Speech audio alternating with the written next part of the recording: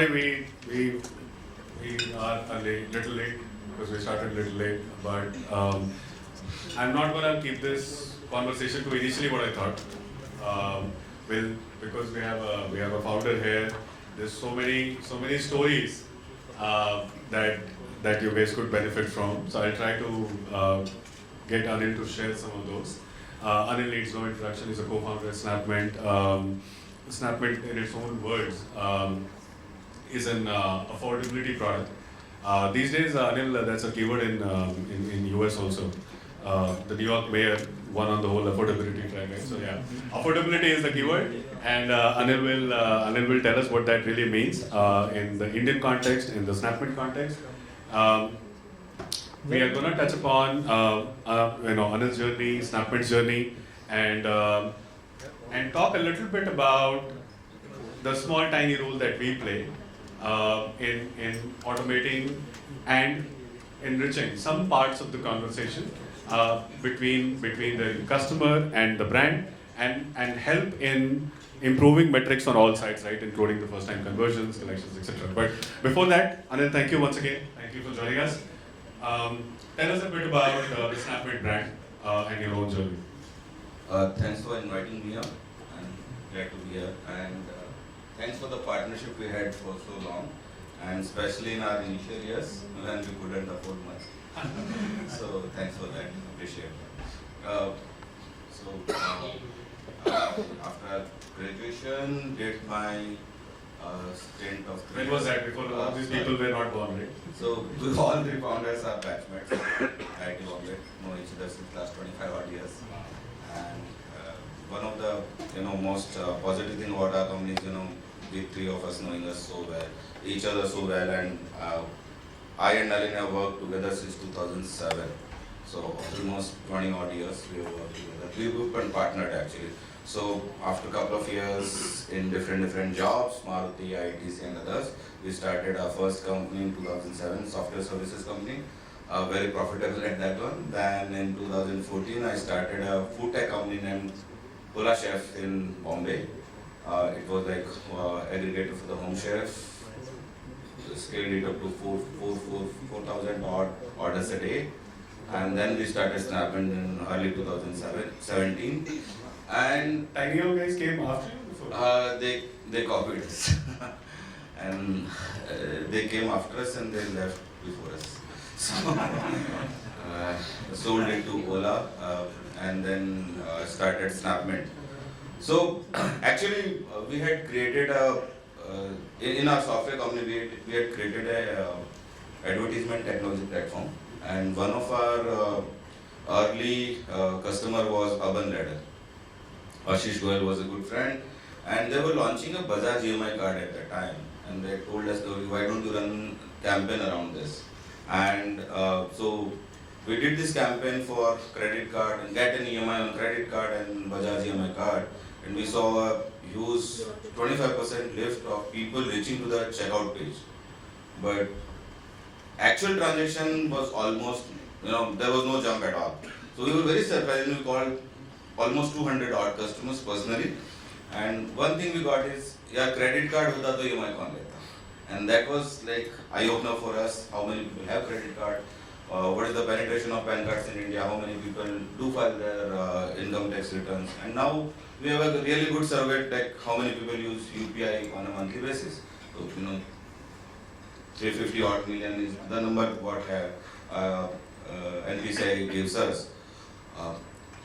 So in context of WebEngage, like I always say to my internal team as well, Ulkesh is here, that it's like going to an ophthalmologist. You go there to get your eye checked. Now the things what he shows you now, capital E, A, B, C, and all, everyone has that. So, but no one has those lenses to look at that. That's where a company like WebEngage come into the picture. Like we have all the data in the world. Everyone has. If I want to get, let's say, 250 odd millions is number of online shoppers in India today, you can get that data in a month or so. If you fight a bit, you will be able to purchase that data in the market. But the thing is, no one has that lens to look at that data. That's where WebEngage come come into the picture and have been very helpful with us. I think we have been working together for last 5-6 odd years. More than 5 years, during COVID we started, yeah. So you guys bring on that lenses for us to look at the data and make calculated decisions. I'm glad to hear. And one more thing, while you know, I ran a software company, I sold software for almost 15 odd years and developed also. And one thing I noticed that in Indian companies specifically, if you go to someone and tell, okay, I provide this service, they will tell, in-house kar lenge. I know couple of good listed companies startup founders, where they have this tendency of they will, you know, deep dive into one company that okay, we are going to acquire that, and let's say that company asks for $100 million. This guy would, someone from his team would come up after a couple of months and say, $5 million to my in-house. That is the biggest mistake that Indian government does. They try to do everything themselves. So we are very clear on this agenda that we should focus, and we do focus on our core business, our underwritings, you know, other matrices, but leave the main work to the experts. So like it's like equivalent to again ophthalmologist. You can purchase all those lenses at your home also. Does that make sense? No, it doesn't. So that's where you guys are there. I'm so glad to hear so many people should be hearing this. I think people in this room are generally okay. We're going to do this in Bangalore next week, slightly bigger, and half that room is going to be filled with that audience. There's too many engineers who are out of jobs. They need more work, and we suffer this in the Indian context generally. But no, thank you, Anil. And how old is the company now? Almost 8 years. 8 years now, and you know, congratulations on the 125 million raise. Everybody put it up. Give it up to Eric. That's a lot of money, by the way, in any context, not just Indian. And I was very pleasantly surprised when I spoke to Abhinit, the founder, when I learned about the news. It's been a long journey, and it's not always been like this, right? The early days where a lot of self-doubt and trying to figure out the market, and there was literally no investor reception. What were the hurdles and what changed, Anil? So I would say the noise in the market. When we had started, there were around 10 odd companies in the market who were doing. Name some for us. For example, one of the biggest well-known was Money. Money was there. Kist was doing this EMI purchase financing only. They were not doing PLs or what we call today as payday loans. They were not doing that, and many such more companies. All of these are also very engaged customers. There was one more company, Home Credit. They were doing really well at that time. So it was like 2016-17 when we had started, and one of the competitor had raised almost like 50x more capital than us. They were doing 50x volume, more volume. They were claiming that they are integrated with 100,000 merchants, and we were at that time claiming 25 merchants. So you know, the doubts were natural, frankly, and I would say very few people actually took the pains to go inside the business and see what is the difference or what is the contribution to those 25 customers that we are we changing their lives? So that is more important for us. Like if you are coming and contributing to, let's say, 0.5% of the sales, you don't matter to that much. And you will simply tell, okay, you are asking for more margins or more commission, sorry, we are not going to work with you. But when you make the difference in merchant's life as well as the end customer's life, that's where you bring in the change. So, you know, 35% of our customers are first-time credit takers. First time. They have zero credit history, and we do give them. And you do all of this by maintaining your NPS. That's where we actually, I think, cracked the business. That we maintained our business, our NPS super low. Collection efficiencies are really good, and those were the things which actually investors tend to forget when they are looking for the growth only things. And you know, now are the days where people see the sane business. You know, is there any sanity in your business or not? That's where this kind of GA kind of funds come to the picture, and they have been meeting us since last 2.5 odd years. And at multiple places they told us, okay, your scale is small, but we like your business. And it took us 2.5 years to convert that one big check. So you did suffer a lot of these. It's a crowded space, It's crowded. right? And different products are sold in different sort of manner, packaged differently. You did speak about affordability. I want you to touch upon that. How is this not like a typical credit card product or some version of it? Why is it not that, what you're doing? Why do you call it different? So I'll take practical examples. Like I come from a small town in Rajasthan. So if you, let's say, take example of Udaipur. Okay, let's say you belong to Udaipur and there's a clerk in the bank and he's earning, let's say, 25,000-30,000 odd rupees, has a small family, 2 kids, owns a bike.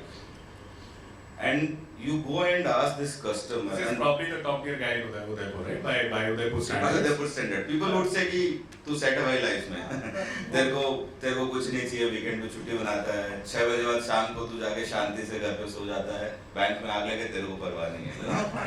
That's how people see this guy. But let's say, winters are starting, Udaipur में सर्दी आ रही है, उसको he wants to purchase a water geyser worth 9,000 rupees. His budget would go for a toss. There is no one to support this guy, and this guy is very conscious about the expenses and even the interest rate also. Doesn't have a credit card? He won't. In India, he won't. The reason being, India is not a credit card first country. You were throwing some numbers. Yeah. So in India, there are around 70 million odd credit cards and active credit cards. I mean to say, there are people who keep their credit card in lockers. Lockers? Yes, because the SBI guy in Udaipur sold him the card because he has a relationship with SBI branch manager. The SBI manager would tell him, आपको तो लेना ही पड़ेगा card, मेरा तो target है, so credit card देने का. तो क्या करूँ उस credit card का, कि use तो करना नहीं है मुझे. Then he would say, आप लॉकर भी है आपका इसी बैंक में. So people put their credit card in lockers, debit card, credit cards in lockers. So I have personally talked to these guys, what their mindset and all is. So India is roughly around 70-75 million odd active credit cards and 2.1 credit cards per active customer. So people like in you and me will have multiple credit cards. आज Amazon पे किसका cell चल रहा है, to use that credit card, you are discounted the guys. So 3.5 crore credit card customers are there in India, and we have 140 crore population, and NPCS is 35 odd crore use UPI every month. That is the potential for your online purchases, but only 3.5 crore credit card. Why is such a big gap? Credit card companies, this is as per my understanding, so with a pinch of salt, but credit card companies make money when you default or you delay your payments. If somewhere around 30-35% people do not delay, credit card company won't make any money. Because again, we will collect points and we'll use that in flights or any other places. So the interchange fees goes there completely. So the credit card company, and if they want 30-35% and it needs to be substantial amount, any customer that they potentially acquire need to spend at least 1,50,000 a year. Then only it will make economical sense for that credit card company. Now, these things are not easy. I mean, like it is not going to spend 1.5 lakh a year on credit card specifically. So that is the challenge, and that's why your CAC, your NPS and other things shoot up and you are not able to do so. Your product tailors to the needs of this individual, right? On top of it, I provide it on 0%. So let's say I price match with Amazon.com, and at the same time I provided it on 0% for 6 months. So it's like a really good product for that guy. No hidden charges. Till date, we haven't charged a single rupee in late fee or penalty. Wow. No late fee, no. Wow. Now I need to put it because people delay generally for a month or so. Still, our NP is one of the best in the country. How do you make money? So we make money by taking our margins from the merchants and brands. So, and because we make we contribute to almost 10 to 15% of the sales of that merchant on the website. Wow. so I can dictate some better economics from them and can provide it as a 0% EMI to the customer as well. And on that note, we are a profitable company and not EBITDA or any other this thing. Tax paying, So that I think tax paying profitable company. it's been a phenomenal journey, and I think insane scale. I mean, you mentioned some numbers. I'm not going to repeat those. I don't know how much of that is going to the public, but the sheer scale is fabulous. There is a larger India that you're saying. I think most of the people in this room is not a representative audience. We are not even in the right audience to be honest, and that's true for all new economy businesses. I think we keep targeting the top 20, 30, 40 million users. All consumer businesses, they go after that. Metro, disposable income, and so on and so forth. But real businesses are beyond that, much beyond that, and they're harder. They're harder. Okay, so my follow on, and then I want to get to some quick metrics after that. Giving money is probably the easiest thing on the planet. Somebody told me, how do you make $1 billion? The answer was, you start with 2, burn 1, you're left with 1, right? So it's not difficult to burn money, it's not difficult to give money. No loan is good until it's collected back. What's your insights on that? Is it an incredibly hard business of collections in the Indian context, especially when you are dealing with that customer? So, one biggest thing in online world is fraud.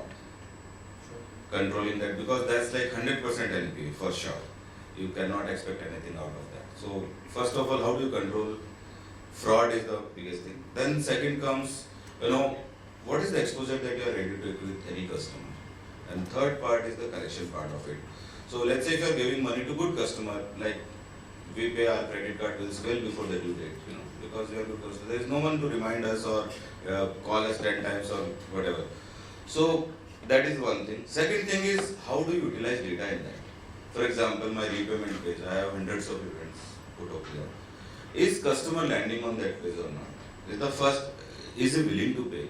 If he is willing to pay, he'll at least click on the link and come to your website. You obsess over those signals? I mean, we are crazy behind the numbers. I mean, since you are a data company, we have a morning call in our company, 20 odd people, mostly head of the departments. And single thing we discuss is, and sometimes the call is for 1 minute only, sometimes it extends to 1 hour. What was the yesterday's number? How is it compared to last month's or last year's? What is the growth? Is there any dip?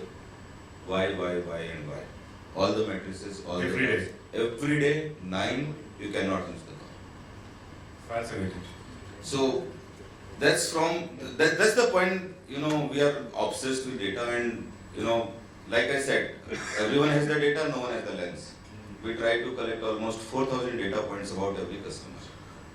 That's my journey. That's the reason we are able to give 35%, credit to 35% people. Yeah. So that is one of the reasons we are able to give, first time.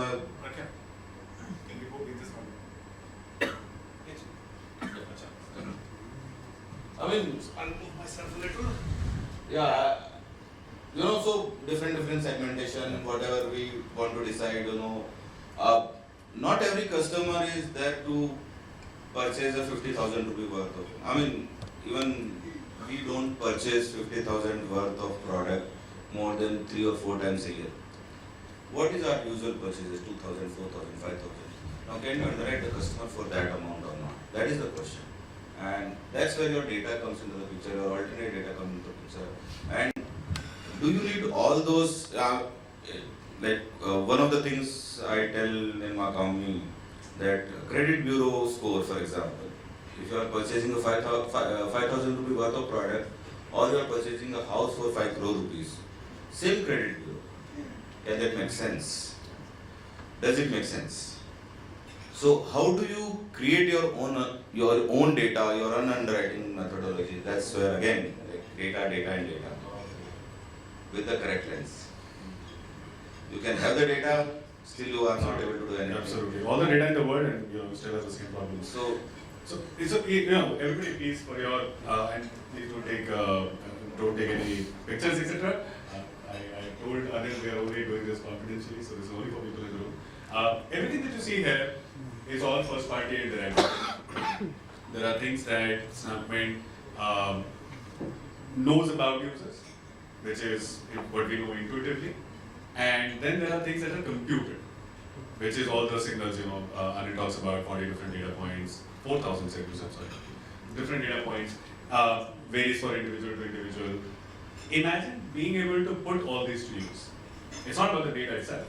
The simple thing that he's mentioning that every morning everybody is lining up and saying this is the number yesterday, that's orientation on data. So data itself is fine, but until that orientation happens, it doesn't lead you to any outcomes.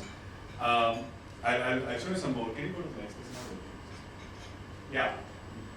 So I have taken the liberty to present a few slides.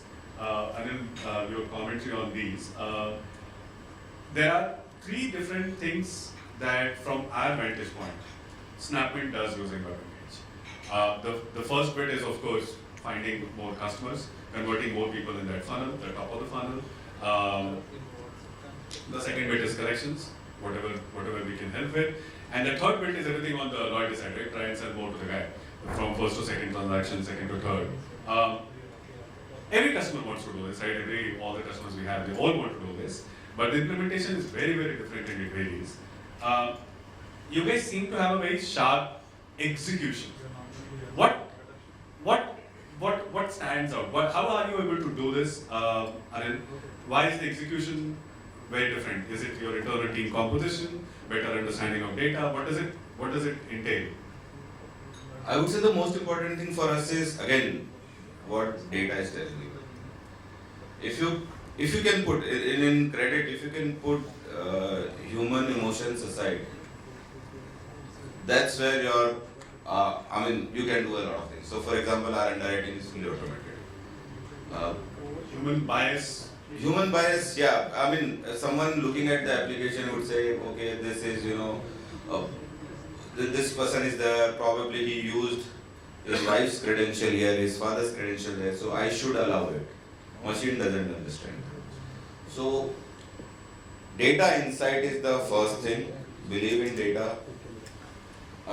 Eat, sleep, drink data. That's the one thing I would say. Second thing is, it's more like, if you look at the superhero word, so what is the Batman's strength, major strength?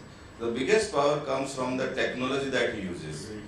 So that's what data does to you. That's what you think of data. Yeah, a normal person, a business guy who can take decisions without going to the data science team.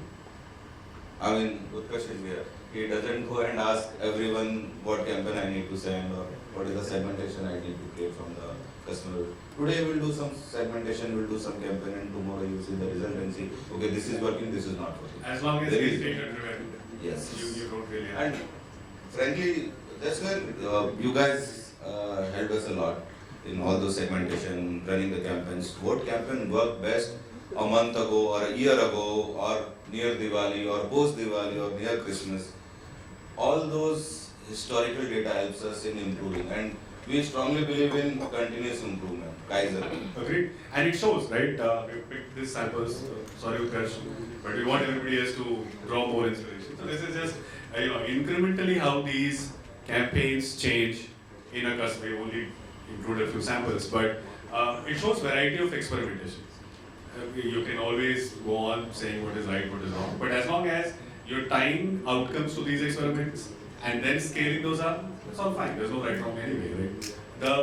The quality of all of this, and I'll have a similar one for collections too. I'll deep dive on that. But each of these, multiple channels, progressive messages, and it's not just step 1 to 2, they actually have step 1.25, 1.5, 1.75.